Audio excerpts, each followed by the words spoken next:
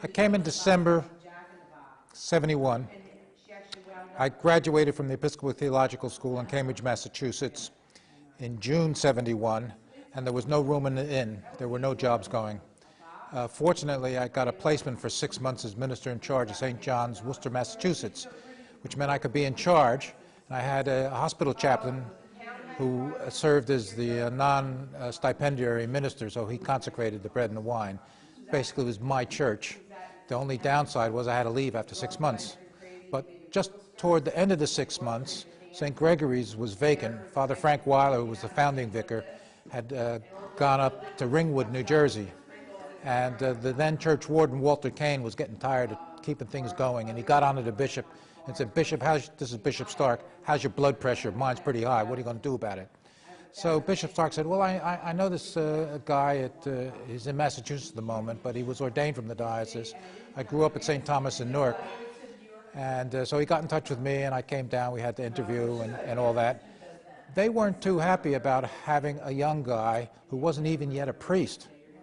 But Bishop Stark talked to him about it, and the guy on the executive committee in those days, John Mack, said, "Bishop, are you saying you want us to have this guy?" And Bishop said, "Yes." He said, "Oh, well, that's it then. We'll have him." So I came. I formally became the vicar here on the 15th of December, Wednesday, 71, and I was still a deacon.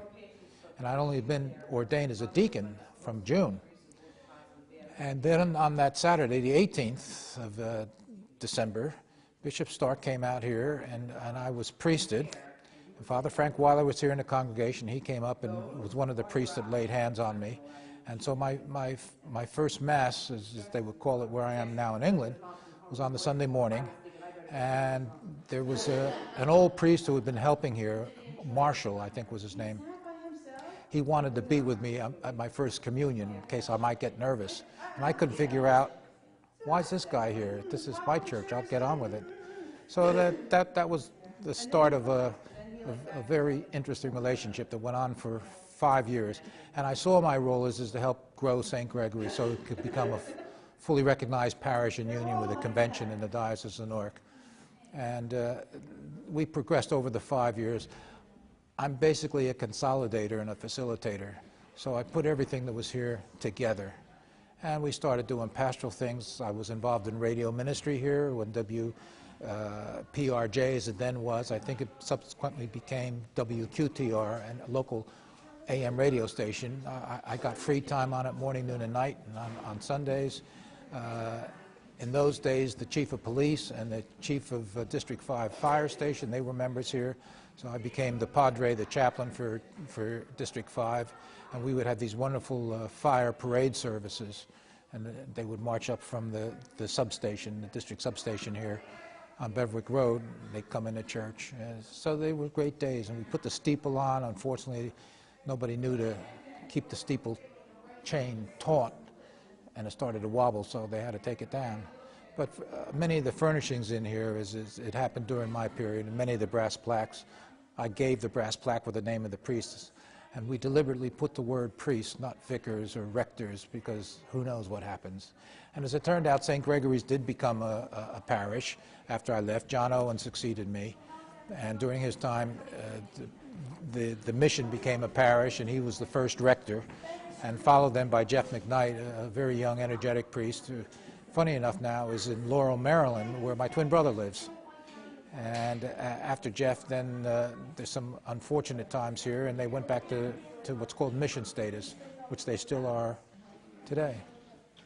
I grew up in the diocese, and I kind of knew a St. Gregory's. And my understanding, in the late 50s, early 60s, the population was moving out from Essex County into Morris County and beyond. And the house across the road here, there was a family named Wilson, and there was the lady Kay Wilson, who was subsequently church warden. She'd been very involved at Holy Communion South Orange, was really energetic, and she helped petition and some other people. And the Baldwins lived next door, and she kind of twisted their arm to offer the land. I don't know if they gave it or a special concession rate. We got some 4 acres of ground given. Father Frank Weiler was at St. Andrew's, Newark, He, I think, had had his time there. He was on the board for mission in those days. He knew that this mission was going to be established. So in the early 60s, this became the second newest mission. I think the only mission established after us was St. Gabriel's going up Sparta way. Before us, you had Wayne, the church at Wayne, and that's a much bigger operation. And the drawings that were done for this building originally were not unlike the ones for Wayne, which had this as the kind of the parish hall wing, and then there was supposed to be a parallel wing with an atrium between and corridors and whatnot. It was a pretty grandiose plan.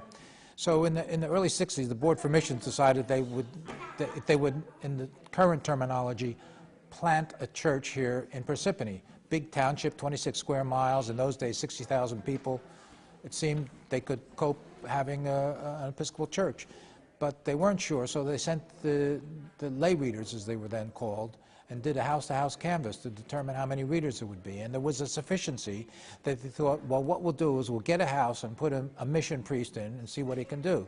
And because Father Weiler was on the board for mission, he said to Bishop Stark, hey, let me do that.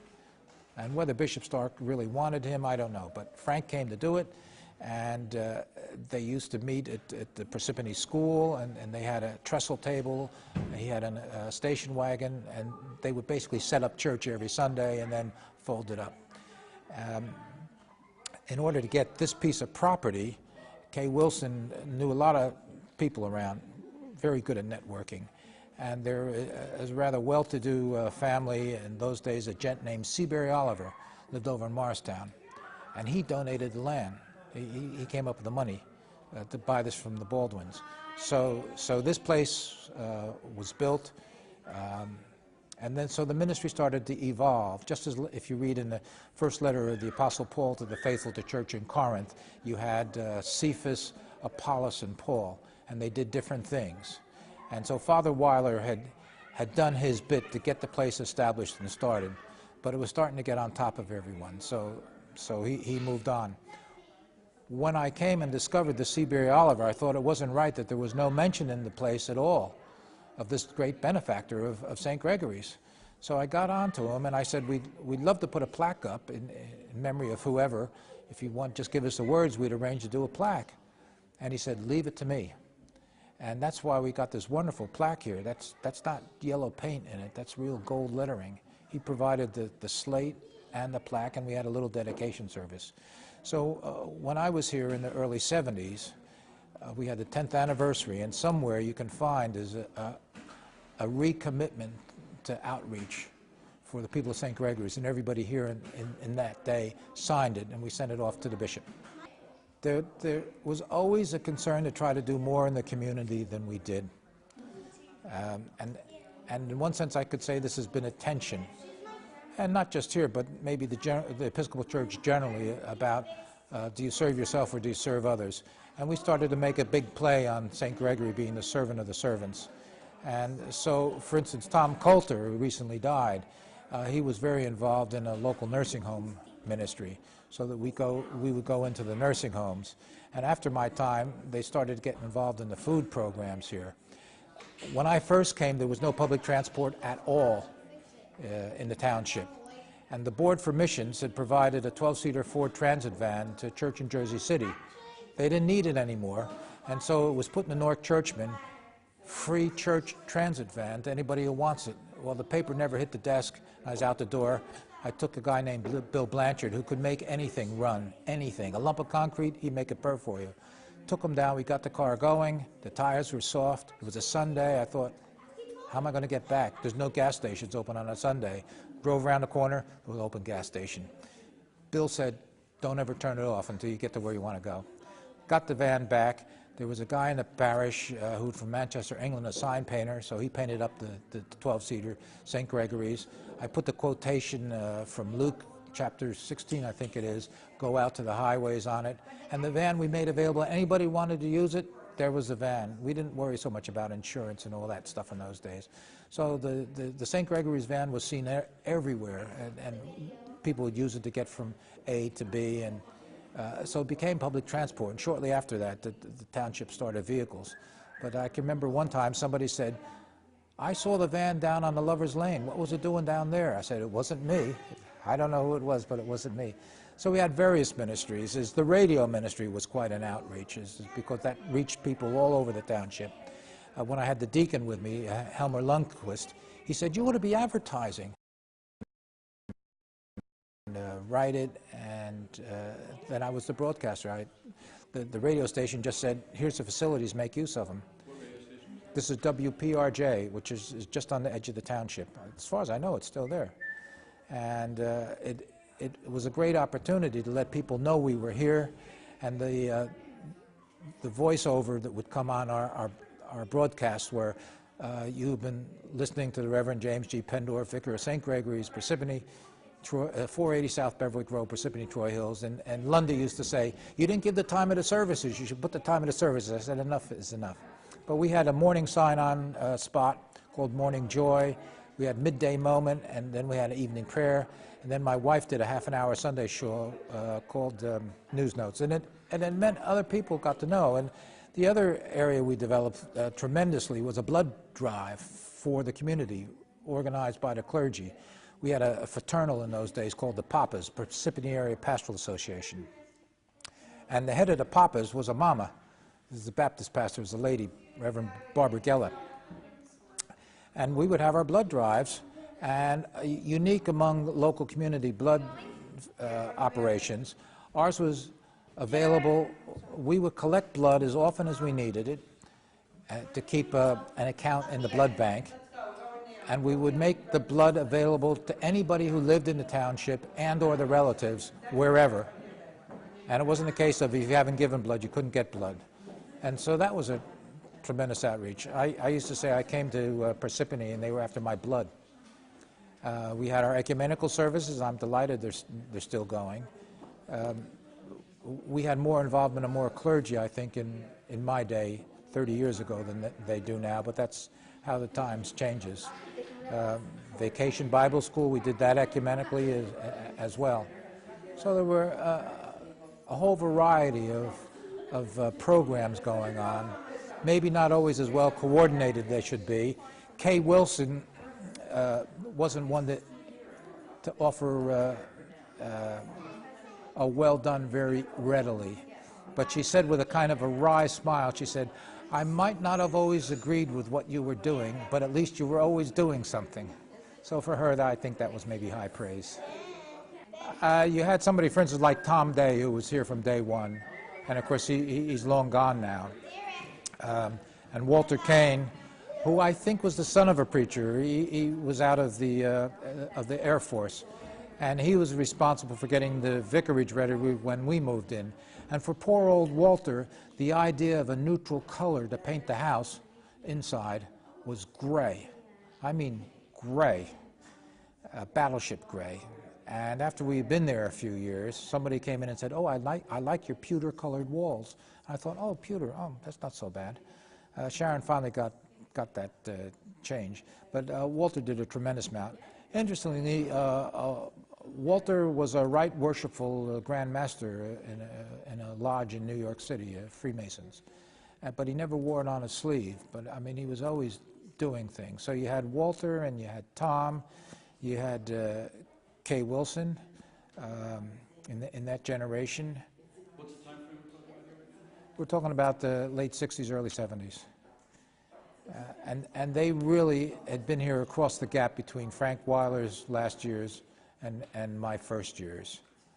And then there were a whole variety of peoples, of families that have come and gone, and they were active. You had the Cottrells, for instance. Lois Cottrell sang in the choir. Husband Ken, they did the Scouts. We had a full Scout troop here and such like. Bud Barraclough, who was the then chief of the fire station at 5, and he did that as a volunteer, and he was so good at it, he went out, I think it was a place like Houston, and became the paid fire chief for that area. Ellie Fox, he was the chief of police here in town. My first Easter here, we were packed out. We had 300 people here in the church for one service. That was a kind of a high watermark. But a whole lot of different people over time. most of them now nameless. People wouldn't know the names, even if I looked them up. They're all written here. When I came, this place was a shell. They'd run out of money, so that's why I have breeze block walls. And some of the women in those days had done little glass motifs that hung in all the windows. They're long gone now. And I'm not sure about that little Episcopal cross out there, if that's from that era. But we had really nice ones, grapes and this and that. I was always very concerned that things should be documented and ascribed, so I'm the one who started putting plaques around. There was no interior furnishing here at all. There was no floor downstairs. It was Bud Barraclough and some others and I. We laid the floor downstairs, and I only recently discovered we were laying asbestos tiles. So these hands were putting down asbestos tiles. One of the big things that happened early on was that we had a pre-nursery school. And it was run by a couple called the Zelkowitzes who lived in Livingston. And Nancy Zelkowitz had the certification from the state of New Jersey. I forget what I think her husband might have been an engineer, so he was the kind of the administrator of the school. And they had a very loose connection. And it was begrudgingly given as they're using our space. But they were actually making regular payments and helping keeping the place going. So I put that all on a level footing so that we had a proper agreement with them and acknowledged that we wanted this as an emphasis of ministry here for young families to provide for them, and that we were not in a position to staff it ourselves, but we were in a position to provide the facility. But the Zelkowitzes, they were in a position to provide the input, but they didn't have a facility, so it was a happy marriage, and we had an annual upward-only agreement on a rent that was paid. So we did up all the downstairs, and subsequently it's been done up many times over, and particularly I think it was possibly during Jeff McKnight's time, they really went to town downstairs. But for instance, all this stuff came in John Owen's time. We had chairs which were movable, so it was a more flexible space. It's become less flexible. Originally, there were supposed to be screens that went across, and the track is up. If you go up in the sanctuary and you look up, you can see where the track is. What was the purpose behind that? So you could screen off the Holy of Holies. There were people that were very skittish about smoking or drinking in a place where you had the reserved sacrament. When I came, as I said, there was nothing here. The Shepherds were here, they're an English family, and their daughter Linda was getting married, subsequently, sadly, now divorced. So there was pressure on to get things done. And I used this guy in East Hanover, Lou Kolakowski, he's long dead, who was a fine furniture maker, ecclesiastical furniture. And so I suggested to Lou that we could have communion rails that took the curve of the arches as the curve of these big arches. And we were coming up with the deadline. Linda was getting married on Saturday. We organized to have the carpet man come because none of it was carpet or anything. On the Friday, Lou comes with the railings, sets them out, and the doors don't close. The gate doesn't close right. He had mismeasured it. And what were we going to do? The only thing to do was to take it out of the gates. So that's why the gate going in, you can only have one person go through. Originally, it was supposed to be wide enough for two. But I suggested we have the opening on the side so you could slip out if needs be and whatnot. And so even in the early days, because this was a multi-purpose room, I took the view is you can dress up the priest, you can't dress up the place and make it too churchy. And in fact, that was one of Kay Wilson's complaints. She said if she looked across the street out her window, it looked like a shoe factory. And that's when we got the steeple after Bill Tate, unfortunate death in a car crash on Route 80, as the widow gave some monies. And we had a fabulous steeple on here with the light. I had the original drawings, and we did it just the way it had been conceived. And it was in the local paper. It was really something wonderful. But this is what happens if you don't write things down. It was just word of mouth of what to do to maintain it.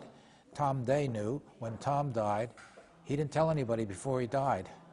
And so the cable started to slack and it started to wobble. Instead of knowing you could just go up and ratchet up the cable to keep it tight, they didn't, so the whole thing came down.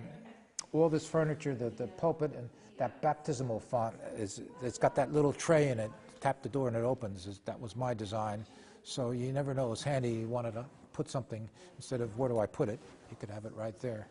And we have set this place up on the round, for instance, for my son's baptism. We set it up on the round with helium-filled balloons and the font in the middle. And in fact, my son's godparents live in Whippany, and they were active at St. Gregory's. But the whole change in the Episcopal Church don't suit them, so they've kind of drifted away. They were here as well when we had the baptism, and they sent me a photograph in my cassock alb and my white stole baptizing my son. And they sent it to me just before I was going to marry him, and he came to England to get married to Church in the Park as one of the 5 that I serve. And I didn't know what I should wear, because I'm being a canon emeritus of Birmingham Cathedral, England. I get really fancy stuff that I can wear. But I saw this photograph of my baptizing my son with a cassock alb and white stole that I wore this morning. I thought, well, I'm going to have to marry him with that stuff on, so I did. This is the original floor that was put down. Great. The paneling was put up way later. What was there before paneling? Again, it was just all the Sprees block. Upstairs was the choir loft and the organ console. And I think it was during John Owen's time, but certainly Jeff McKnight's time, it became the office upstairs. I was very fortunate. I had a guy who had been the organist in the junior choir at St. Thomas when I was there, Bob Zonizer. He was playing the Presbyterian Church in East Orange, but he and his life partner Bob lived here in Parsippany, and he was commuting down. I said, you don't want to do that anymore. I needed a decent organist. And I didn't really have enough money to pay him what he wanted. I mean, he was very, very good. And so I was able to arrange funding through the rest of the year. And then I figured he would sell himself and there wouldn't be any problem. But we had our annual meeting at the end of that year. This would have been 72. And at that point, at the end of 72, we had the budget presented, and they saw this amazing percentage jump. I mean, we're talking small beer now. They might have previously had, like, say, $1,000 or $1,500 for organist, and all of a sudden it's going to $5,000. You can't have that kind of jump. They weren't complaining about the music, but they didn't want to pay him. So one bright wag said, well, summer is quiet, so we'll dispense with the services in the summer to save money, a quarter of this $5,000. So how's he supposed to eat for those 3 months? It came to a vote, and it was something like 39 to 39. So I cast a vote from the chair to approve it. And then this character here named John Mack, he was a tertiary Cali father. It's a kind of a lay order. He wanted to have a recall vote because he had voted in favor of it. And people by this time were getting fed up and gone out into the car park. So they came running back in to take another vote, 39 to 39. And that was it, and they never looked back. Meanwhile, speaking of the car park, when I came, it was all a mud hole. And Gloria Frisch, I think it was, who was the organist in those days. No, sorry, Hazel Clendenning, that was another family. She stepped out of her car and her shoe was gone, never been seen since. And I said, we can't have that. And I don't know how I arranged it, but I got some these blacktop people that kind of spray and drop it and crunch it. It's not a quality cover as you have now, just to do the whole area. And that made a tremendous difference, and then people could come and go. So from paving the car parks to furnishing the place, to getting around to seeing the people, I had a kind of a road. I spent a lot of time visiting people. I had a lady who couldn't get out much, but she would do me birthday cards. Everybody got a card from me on their birthday, as if I knew when their birthday was. I didn't, but she did. I'd go see her every Monday, and she'd give me the cards that I had to post for the week. And where the stamp went, she'd write the date of when I had to put it in the post. I'd write little notes on them. We had the birthday bank here. I don't think you have it now. So people on the birthdays gave me money. I didn't give them a present. They gave the church a present. We sing happy birthday. And the birthday fund built up over the years. Another thing that I instituted was the Book of Remembrance.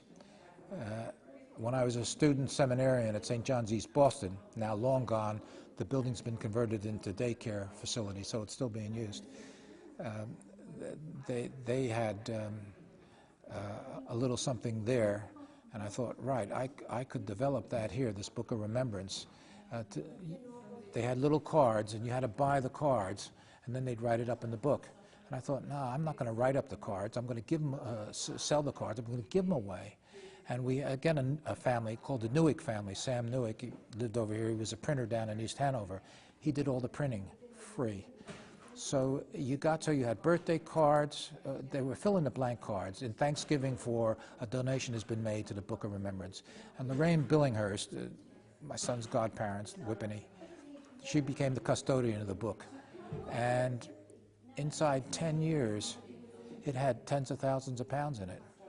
I think subsequently, one of the previous vicars here, during that time, it all disappeared. So I don't think there is this Book of Remembrance thing anymore. But that was, again, a way to help try to endow St. Gregory's. And St. Gregory's is limped along. The fact that it's been here, it'll be 50 years, depends on what date you want to choose. It could be 2012, it could be 2014. There were different dates of when the priests moved into Parsippany, when services started in Parsippany, when this building was dedicated, and when the building was occupied. So you can kind of pick your date, but it would be between 2010 and 2015. St. Gregory's will be 50 years. So it's stayed the course, even though along the line everybody thought, oh dear, oh dear, oh dear. One of the interesting things is the cross. It cost $80. It wasn't gold like that. That was given by the young people. Lou Kolakowski did a lot of this stuff, and I said that was the original design cross in those proportions with that slight chamfer on it. So I said to the young people, I said, how'd you like to donate the cross? It was backlit at one time. It's been hung out. It was back on the wall. At one point, I actually got some 3x2 sheets of pastel-colored paper and masking taped up on the wall a pattern of the way the original window was supposed to look, thinking that we could have a light box with plastic panels in it to emulate the window, to give it some vertical uplift, because it really doesn't have it. And the young people were very pleased to give that. Tom Day was very good at doing things, and he did a rug at the Shield of St. Gregory's, Servant of the Servants. I don't know what's happened to it. The stations went up, I think, in Jeff McKnight's time. I don't think anybody here understands stations, but it's nice to see them. Original lights. But as I say, most of the furniture was, in my times, other than these. These came later. And these do obviously make a difference in how you can use the room, because we use it for socials, all sorts of things. We hold it up here. I guess it is, yes. The bookshelves, they were all of my time, and the library. The priest that died, I somehow got my hands on his library, so I left it when I went to England. The interpreter set of the Bible. You had all the open ground behind, and of course they've done the infill now with all the building around the corner. But it is very still suburban-ish. You've obviously got the congregations down the street here going towards 280. None of that was there. That was all just open ground. And it's been this constant kind of infill. But as you know, Parsippany lacks a center, so it feels like Parsippany. So you've got your different districts. You're from Lake Parsippany or Lake Hiawatha or Rainbow Lake or whatever, Vale section. And you've got the two high schools, and there's kind of, I suppose, a bit of a rivalry there. But you see, you've got the 6 district fire stations, and that says something about the size of the town. But nevertheless, insurance premiums are low because these volunteers do such a good job with their response time to the fires. And as Parsippany has grown now, the police department is the largest police department in the county. It's got to be, because there's so many people. But no, the neighborhood still feels a lot like it did, except it's a lot tidier. There used to be a lot more scrubland and whatnot. At one time, as is the priest at St. Paul's, Morris Plains, and I discussed about whether there should be a linking up between Morris Plains and St. Gregory's, so that you still have the two churches, but they'd have the support from one another, but it never happened. And at one time, as all the clergy along what's called the Rockaway River, Towacco, Mountain Lakes, Denville, up to Dover, I think there were 7 of us. We all had a loose fellowship that we referred to as the Rockaway River Deanery, and that didn't sit well with the higher-ups, that we were had our own little fraternal, really. But it was a great support, and I would go and take 2 of the sermons for Good Friday. In those days, the priest up there was a Wally Cohn. He's long dead, Waldred Cohn. And he would have us come, and we'd preach on the 7 last words of the cross. And I said to Wally, I'd be happy to come from Parsippany as long as I never preached on the same 2. So I've got a whole set of the 7 last words of the cross that I can preach at a drop of a hat. So we had, it was a very active time and a high expectancy, maybe more than has turned out, because Parsippany is a transitory area. It's not the sort of established place where you can put a congregation and it'll grow and you'll have, say, a couple of hundred people in church on Sunday. Clearly that's not